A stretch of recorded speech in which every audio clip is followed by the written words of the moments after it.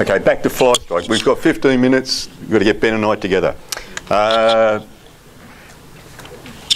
Control failure in any enterprise is when you apply a chemical and don't get the result you expected to get from it.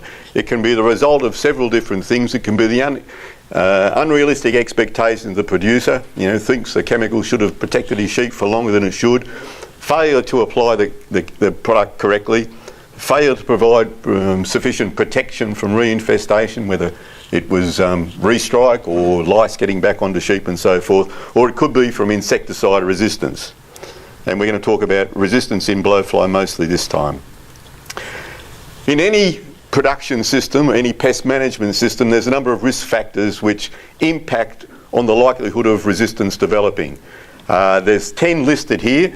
Some of them are biological things, number of generations per year, for example, you've got no control over. Other things are completely in the hands of the person trying to control the pest, and so they have an impact on the ability to prevent resistance developing, for example. We're going to look at just 3 in the next little while and see how they've influenced the development of resistances in sheep blowfly, 4 different resistances. The first one, persistence of diminishing residues in time and space. And this is an idea of you put a chemical on, for example, for fly site protection, and you want it to remain there for a certain amount of time to protect the sheep, and then it's going to degrade. It's degrading all the time until it doesn't work anymore. Going back to some history, organochlorine resistance.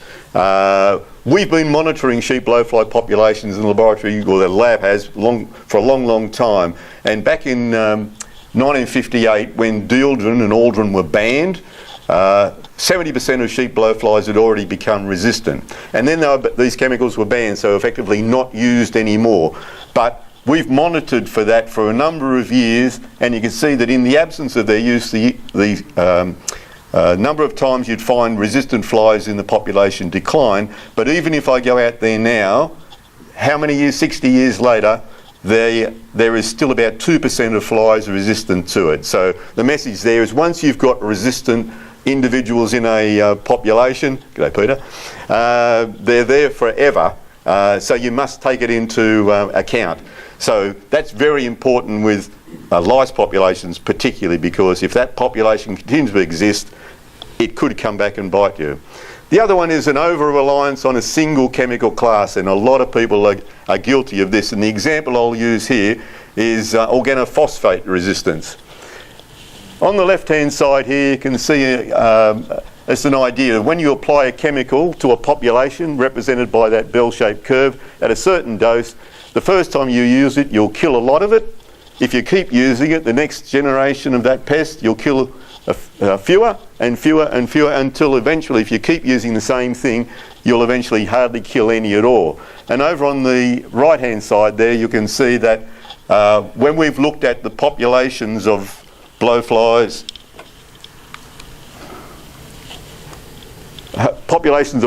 which are resistant to diazinon over time, you can see in 1965 the first resistant flies turned up, and then in the absence of any other chemical group, there was only organophosphates, the percentage of resistant flies in the population got right up to 98%. So now the normal type of fly in nature out there to strike sheep is resistant to organophosphate chemicals. So in the absence of having anything else available, resistance became common. What are the practical implications of that? Well, here's a very young version of me, and these are my hands dipping some third instar maggots, big maggots like you would find on struck sheep, into a chemical solution, and I dipped resistant and susceptible strains. So the white columns are susceptible maggots, and you can see that even dipping those maggots for 5 seconds in KFM or diazinon solution was enough to kill all of those maggots. But a resistant strain straight out of the field, like perhaps on your property, about 30% was the most that we would kill with that chemical. So that had one big practical effect that influenced your ability to control fly strike. The other thing was that whereas when diazinon first came out, it had a claim for about 16 weeks fly strike protection, the protection provided by diazinon back in when resistance had became common was down to 2 to 4 weeks. So an enormous change. The next one is a risk factor, high variability in the susceptibility in a population. If we get all the blokes in this room and make you drink beer until you fall over, there'll be some of us who will fall down quite early and a few blokes will be still standing when there's more beer being brought out. There's variation amongst us. Some are more naturally tolerant, and the nature is able to act on that variability within the population.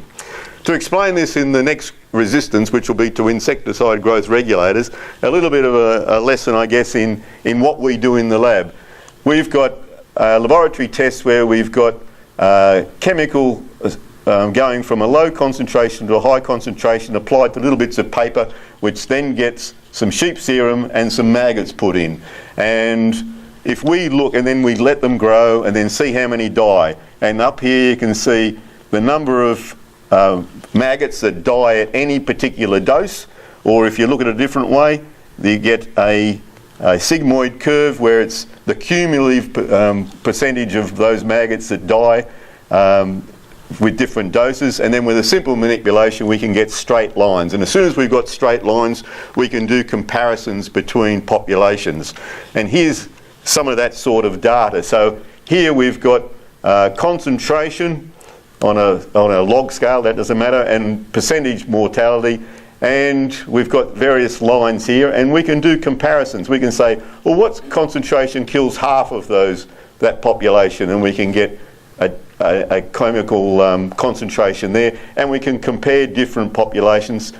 And for when we started looking at diflubenzuron, you know it as Magnum or Fleece Care, one of those brand names, but from day one when it came on the market, there was 26-fold that we measured, 26-fold variation between populations of sheep blowfly. That's a lot of variability to act on. If you want to compare it to something more modern, ivermectin against blowfly, there's about a 3-fold, so a lot less variation to act on. The reason for this is when we were doing this work, we compared the susceptibility of the maggots to diazinon to their susceptibility to diflubenzuron, and they're related. So as I said, organophosphate resistance was out there. They're not all equally resistant. Some are very resistant, some are less so.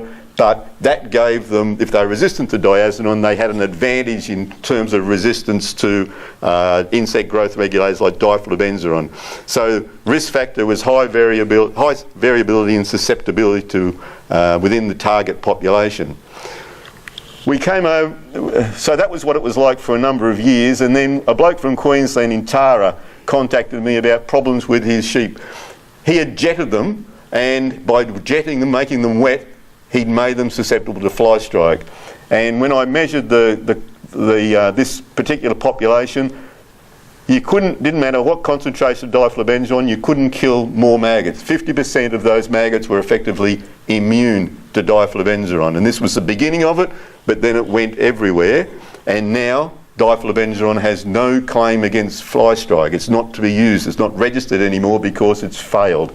The reason it failed, this fellow in Queensland had a complete reliance on diflubenzuron. He used it for lice and he used it for blowflies. He had split shearing, so he used it in one mob, in short wool for lice and in long wool for blowflies later on. The risk factor that we talked about, over-reliance on a single class of insecticide. And the take-home message there is using one chemical class and worse, one particular product perhaps, is not the wisest thing to do. And this guy had 3 years of great results and then complete failure in the 3rd year. The most recent thing that's changed, and Ben will talk a little bit about this too, was a breakdown with Sorrowmine. The Vetrazin was the original name for this, or trade name for this, but this was with a generic variant of Sorrowmine, and it resulted from underdosing, and the risk factor there was poor application. Somebody had not put on the right dose. And when I got this population back to the laboratory, we do a test where we mix up some liver, homogenise it, put a certain concentration which we know will kill all susceptible maggots, and then anything that survives indicates a level of resistance. And we found 4% of the maggots from this property were resistant. So correct application was very important, even with these great chemicals like Sorrowmine. Fail to use them correctly can cause problems. Here's that 50% level I was talking about. If we take normal field susceptible flies on a lot of properties, 0.26 parts per million is enough. That strain from Nimidabel was about 2.5 times more resistant. And there was a certain amount of cross resistance at a very low level to dicyclonal click. So it was concerned because the industry relies on these quite heavily. I took that population back into the laboratory, and then I just got that original 4%. I used the concentration of insecticide to get rid of the 96% which weren't resistant, and made a strain that comprised only that resistant component. And you can see that in doing that I was trying to get the worst possible scenario. How bad could it get if we intensively select that population? And you can see that resistance factors got up to about 8-fold. And on the right hand side, the actual concentration needed to kill that strain increased from 0.5, I think it is, up to 8. So it's only a small amount in some ways, but we're concerned that that may impact on this chemical's ability to protect sheep. Some of the work all of the work that's been mentioned there has at some point been sponsored by Australian Wool Innovations projects in my laboratory, and I'd like to acknowledge that. Thanks, Peter. Thanks, Gary.